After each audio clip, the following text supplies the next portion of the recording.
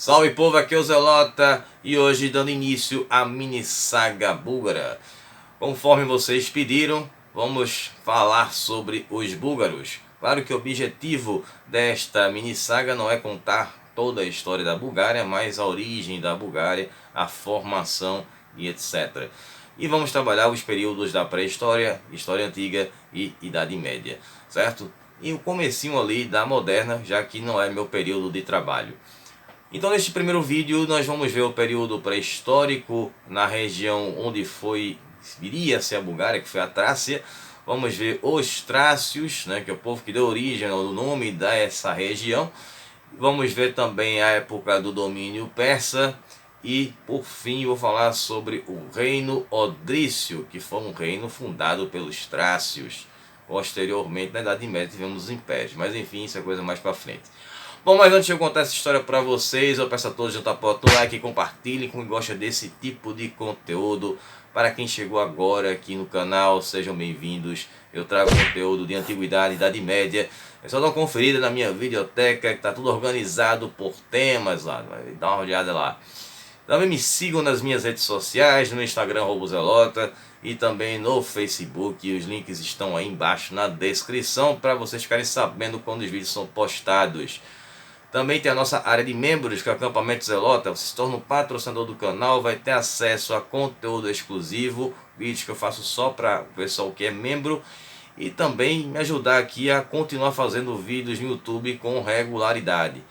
Vídeos todas as quintas às 20 horas, sempre com a metodologia nada ortodoxa, muitas imagens, muito conteúdo sem enrolação no começo, porque tem que fazer essa introdução aí. Mas vamos lá, começar com o período pré-histórico.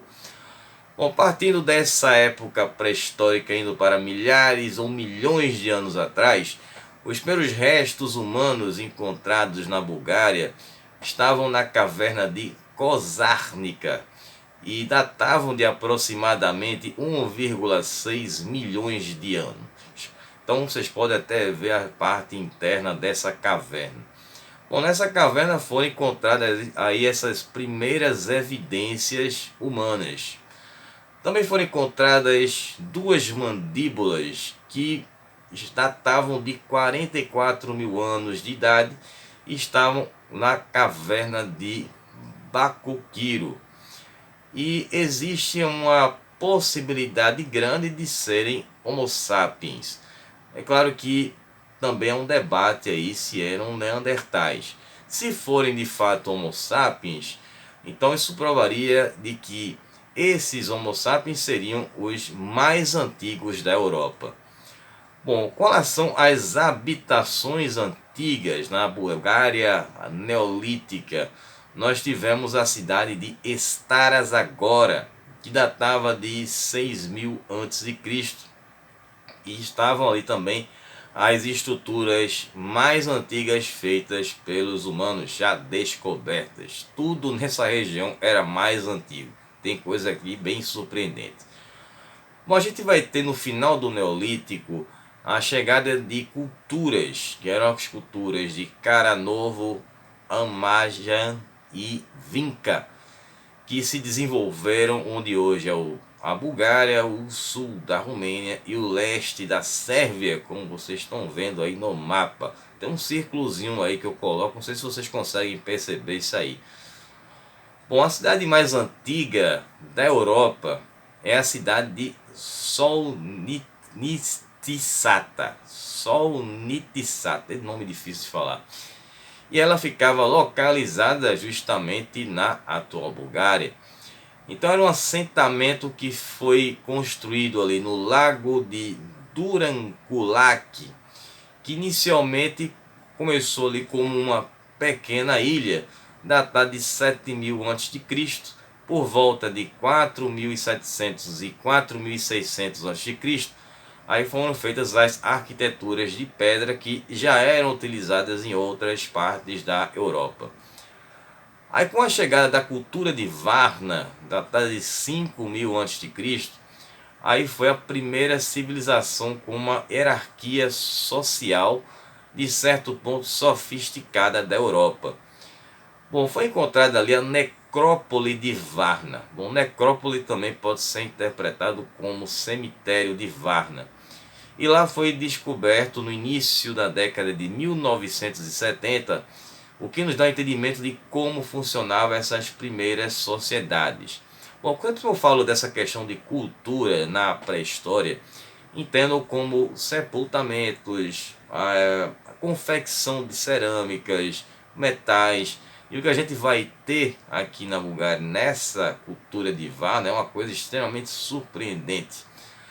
Bom, nesses rituais funerários que eram feitos, foram encontrados nesses túmulos alguns pedaços de cerâmicas, joias de ouro, anéis de ouro, pulseiras, algumas armas cerimoniais, e eram datados de 4.600 e 4.200 a.C. Quando eu falo a respeito de artefatos de ouro, a gente está falando de serem os mais antigos de qualquer lugar do mundo, certo? Com relação a ouro. Cerâmica, outras coisas não, mas ouro era. Bom, também foram encontradas as primeiras evidências do cultivo de uva e da criação de gado. Isso já datando na Idade do Bronze. Também foram encontrados desenhos de arte rupestre na caverna de Magura, que datam dessa mesma época, embora não possa ser preciso ali os anos em que esses desenhos foram feitos, né? A gente chama de arte rupestre esses desenhos que eram feitos nas paredes das cavernas. Bom, com relação agora ao povo que habitou essa região, que eram os trácios. Bom, foi o povo que dominou a região dos Balcãs e deixou ali seu grande legado. A origem dos trácios ela ainda é obscura. Existe uma teoria de que os prototrácios eles eram uma miscigenação dos povos nativos dos Balcãs com povos indo-europeus que migraram durante o período da expansão indo-europeia, né? Essa região que é ali na divisa da Europa Oriental com o Oriente. Durante a Idade do Bronze, por volta de 1500 a.C., é que os trácios eles vão dominar os povos nativos que viviam nessas regiões nos Balcãs, e aí teremos a formação da Trácia, que depois viria a ser a Bulgária. Bom, os trácios eles vão herdar a habilidade dos povos nativos em fazer essas peças de ouro, e também nós temos outras características interessantes com relação aos trácios. Eles eram desorganizados, mas eles tinham uma cultura avançada.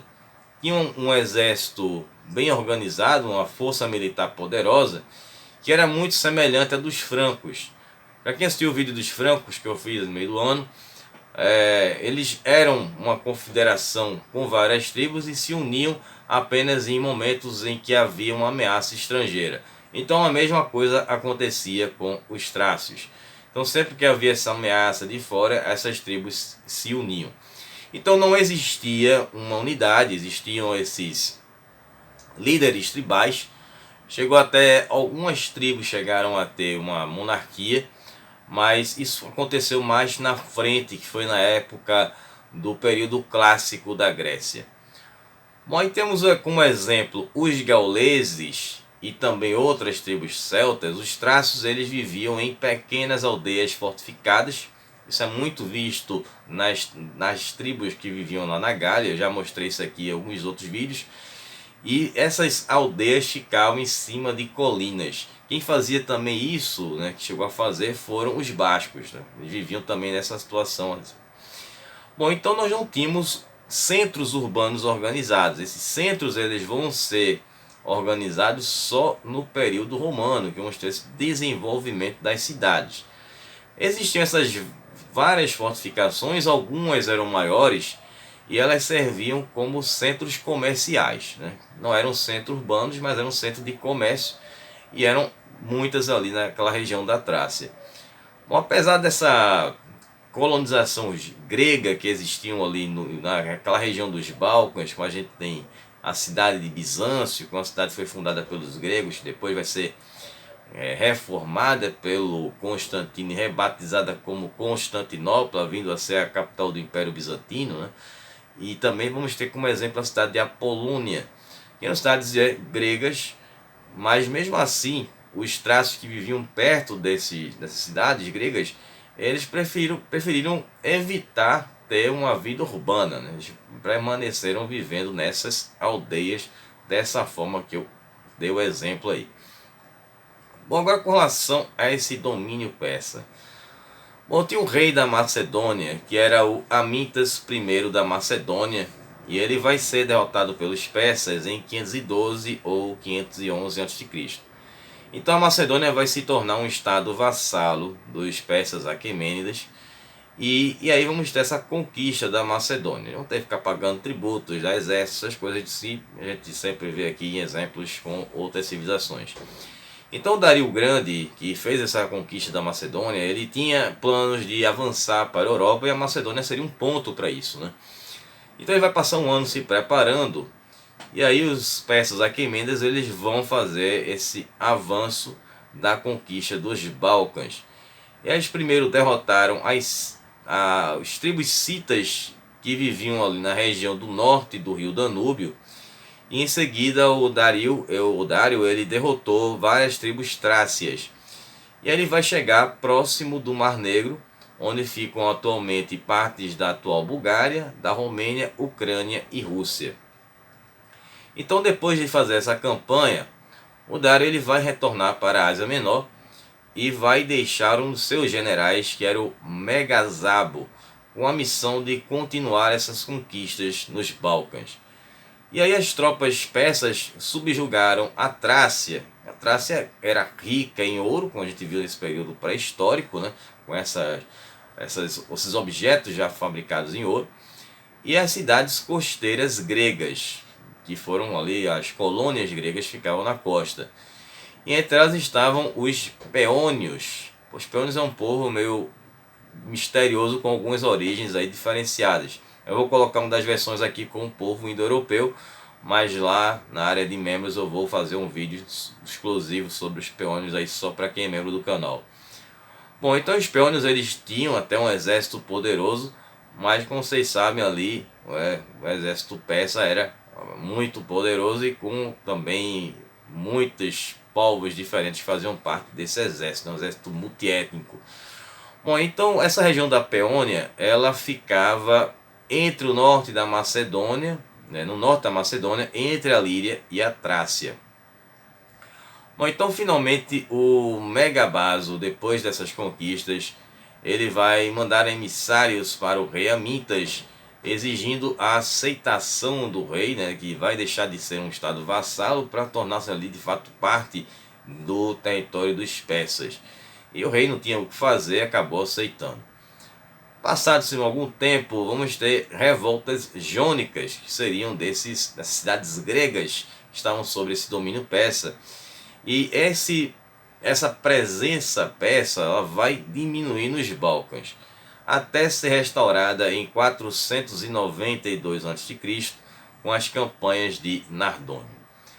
Bom, os Balcãs, onde hoje fica a Bulgária, acabaram enviando ali muitos soldados para esse exército multiétnico ali dos Aquemênidas, né, que era comum ali eles pegarem esses povos que eles conquistavam e adicionarem seus exércitos em grandes campanhas, né, como aconteceu no caso na tentativa de conquistar a Grécia.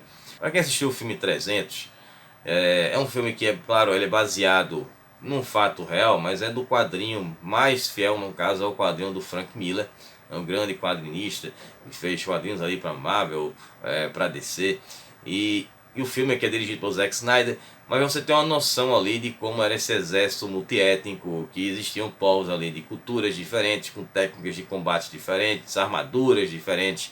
Então era bem interessante ver como é que funcionava isso, mesmo eles falando línguas diferentes, tendo essas culturas diferentes, e conseguir lutar em uma unidade. Na verdade eles eram separados pelos seus grupos, né? No caso pelas suas etnias, e eram enviados nesses blocos. Mas enfim, ali só para ter uma noção, mas claro que aquele filme é mais fantasia do que propriamente a verdade. Apesar que ele segue ali algumas coisas bem fiéis ao que aconteceu. Mas voltando aqui à questão dos persas na Trácia, vamos ter uma guarnição persa em Dorisco, lá na Trácia, que resistiu por muito tempo lá na Trácia, mesmo após a queda do Império Persa Aquemênida. Bom, agora eu vou falar sobre o reino odrício. Esse reino odrício ele foi um reino trácio. Foi pela primeira vez que os trácios se uniram nessas tribos sobre o governo de Teres, que foi ali o primeiro rei da Trácia, que vai fundar esse reino odrício. E ele se aproveitou justamente do momento em que os persas sofreram a derrota na Grécia entre 480 e 479 a.C. E esses territórios persas que ficavam na Europa, eles entraram em colapso. Que ele levou força, os persas levaram força total nessa campanha na Grécia. Aí o Teres e o filho dele, que era o Sitalces, eles vão começar uma expansão nesse reino deles. E vai chegar no território que hoje fica grande parte da Bulgária, uma parte da Romênia, norte da Grécia e norte da Turquia. Esse reino pode ser desconhecido para algumas pessoas, mas para quem joga o jogo ali, o Rome Total War 2, né, está familiarizado com esse reino ali que ele aparece nesse jogo. Bom, no período inicial desse reino odrício, eles foram aliados da cidade-estado de Atenas. E ali se uniram inclusive aos atenienses na Guerra do Peloponeso. Aí por volta do ano 400 a.C., esse reino começou a dar sinais de fraqueza. E teve um período do rei Cótis I, que ele vai fazer ali um renascimento desse reino, que vai durar até ele ser despachado para o mundo além vida no ano de 360 a.C. Bom, após isso, o reino odrício ele se desintegrou. A parte do centro e o sul da Trácia foram divididos entre 3 reis odrícios.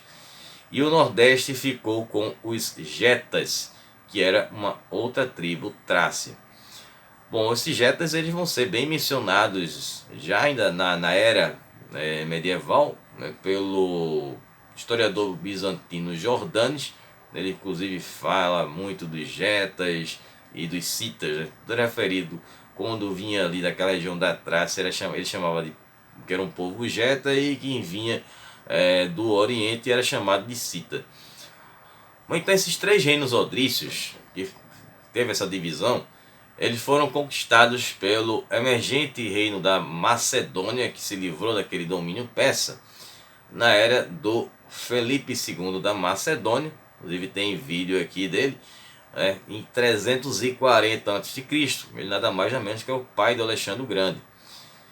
E aí ficou um pequeno estado odrício, que era muito menor, que depois vai ser revivido em 330 a.C. por Celtis III.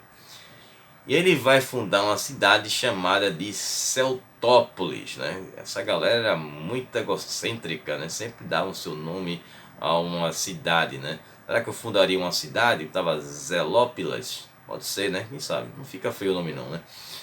Bom, então vamos ter essa cidade que inclusive vai ser considerada aí uma cidade perdida por muito tempo. Ela foi redescoberta na Bulgária e fica perto da cidade de Kazanlak. Bom, esse pequeno estado durou até o segundo quarto do século II a.C. E aí depois disso apareceu um tal de Clotis, né, que tinha o mesmo nome desse antigo rei, né, que fez o renascimento do reino odrício. Mas enfim, ele se titulava como um rei odrício. E aí ele vai participar ali, inclusive, da Terceira Guerra Macedônica, que foi a guerra entre a República Romana e a Macedônia. Tem vídeo sobre isso aqui no canal. E foi quando os romanos conquistaram a Macedônia. E aí o coração do reino odrício, nesse território, ele foi anexado ao território dos Sapeanos, que era uma outra tribo trácia, que chegou até por um breve momento até um reino. E esse território depois, mais na frente, vai se tornar uma província romana da Trácia em 45 ou 46 depois de Cristo. Isso aí já na época do domínio romano, que a gente vai ver no próximo vídeo. Bom, espero que vocês tenham gostado, que vocês tenham entendido esse primeiro vídeo dessa introdução.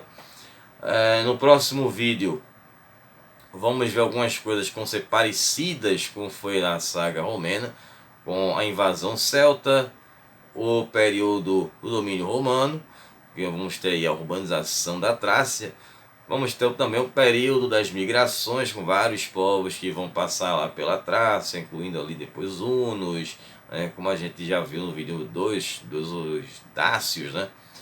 E se der tempo eu falo dos eslavos, que também tinham passado pela Dácia e passaram também pela Trácia. Essa primeira e segunda parte é mais parecida com a história dos romanos, né? Até porque são territórios ali vizinhos. Mas depois a Trácia vai ter ali os seus impérios, né? O primeiro, o segundo império, os embates com o Império Bizantino, que a gente vai ver isso aí mais na frente, beleza? Bom, então a gente se vê agora no próximo vídeo. Pessoal que é membro do canal, eu vou falar sobre os poênios. Um abraço, Celota. Até lá. Falou, pessoal.